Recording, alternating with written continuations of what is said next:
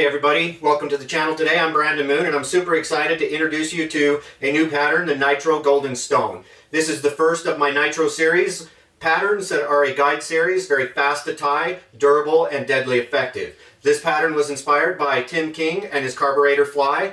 With that, let's go ahead and put one in the vise. Now that we've got that Moonlit Premium Togatta ML601 wicked sharp hook in a size 12 in the vise, we're going to start our classic wax 6/0 yellow thread at about that 2/3 to 3/4 mark. We're going to wrap and create a nice underbody using that tag end, wrapping just down that bend of the hook where I'll trim this out. Now I'm going to tie in the ribbed material, and for this pattern I'm using the Semperfli mono ribbing 0.2 millimeter size in black, and I'm using this ribbing material so that it doesn't add weight like a wire ribbing would, just to help make this a better floating dry fly. So you can see the tag end goes to the tie-in point there. That's just going to help create a nice smooth underbody. So once we've secured that down, we're going to go ahead and pull in the Semperfli dry fly poly yarn, golden olive color, beautiful color for this pattern. We're going to tie in that tip end right there, and then we're going to wrap backwards just like we did with the thread tag end, and using that tag end of the poly yarn to create a nice smooth underbody. We're going to go about 2 wraps further down so that we can create a nice smooth body transition there. I'm now going to create a body taper to add a little bit of bulk to this fly, wrapping forward and backwards. While I do that, I'd really love to ask a question. I'd want to know what your favorite golden stone fly pattern is for your golden stone hatches. Is it a classic chubby Chernobyl or something else? Please drop your answer in the comments below. So we're just finishing up this taper to this body here. And this is going to give us a nice meaty fly without adding too much bulk. Now I'm just going to take and wrap this dry fly poly yarn forward. Really cool material, easy to wrap, easy to tie. It's going to give you a nice mottled look there, but it's also going to repel and not absorb water, which is going to help this fly float and stay more buoyant. So we'll wrap that all the way up to that start point. And then I'm going to secure it down, and then I'll lock it in place in front so that nothing comes loose. Once I've done that, I'm going to take my mono ribbing and I'm just going to open spiral rib this, creating nice even tapered segmentations to this body of this golden stone here. Once I get all the way up to the front, I'll lock that down with a couple wraps over the top. Once I've done that, I'll pull it back and in front again, locking that material in place so nothing ever comes loose if anything happens. I'll just take a dubbing brush here and I'm just going to brush out some of those fibers, give it a nice good fuzz look to this body here. It's going to make it nice and buggy. Doesn't have to take too much time, just a little bit of time to brush it out. Once I've done that, I'll just lay a little bit more thread there.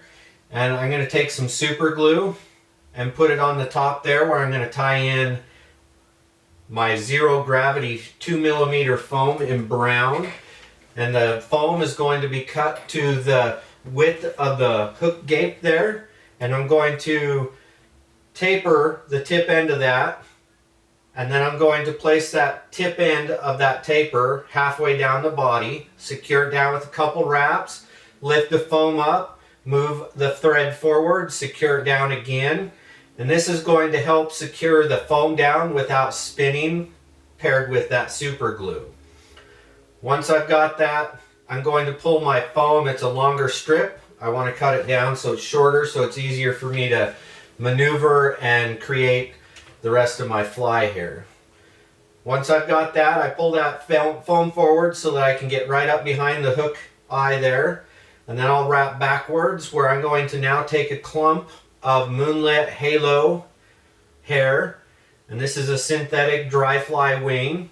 And this is the amber This is the amber spinner color. So I wrap that all the way up to the front of that. Now I'm going to pull it back and secure it down. Trim out at an angle the wing just past the hook bend. This gives me a nice good wing here. Now I'm going to take my legs. I'm using Semperfli's Grizzly Flutter in fluorescent chartreuse. I'll measure the tip end of that. And I've cut these in half, and the tip end to the back bend of the hook. Once I've wrapped that forward, pull it back, lock it in place with the wrap in front. So as I come here and that thread goes loose, it doesn't loosen and spin or move my legs on that far side there. I'm going to trim the legs up just a little bit so that I can maneuver and manage my dubbing in between the front of my legs, just so that I can keep them from going too far forward as I wrap this thorax. I love the pine squirrel with the guard hairs, gives it a nice good buggy thorax for this bigger dry fly. And I'm just going to create a nice small dubbing rope with this pine squirrel dubbing in bright yellow. Once I've got that on there, I'm going to go in front of the legs, and then I'm going to finish up the thorax going back to the back part of my legs there where the wings tied in. Once I've got that, I'll pull my foam back over to create my head and over wing. Once I've got it secured where I want it, I'll cinch it down with a good couple wraps. To make this fly bomb-proof and bulletproof, we're going to add a little bit of super glue onto this thread. This is going to seep in, lock in the legs, lock in the foam, and just also lock in our whip finish here. So 2 turns gets all that super glue, and then a 3-turn whip finish is going to make this fly bulletproof. Now, once I've got that 3-turn, I'll snip that thread out with the snip tool on my whip finish, Nirvana whip finish tool. We'll trim out the overwing and then create a nice little taper and trim out the legs if we need to even them out. And there you have the Nitro Golden Stone ready to craft.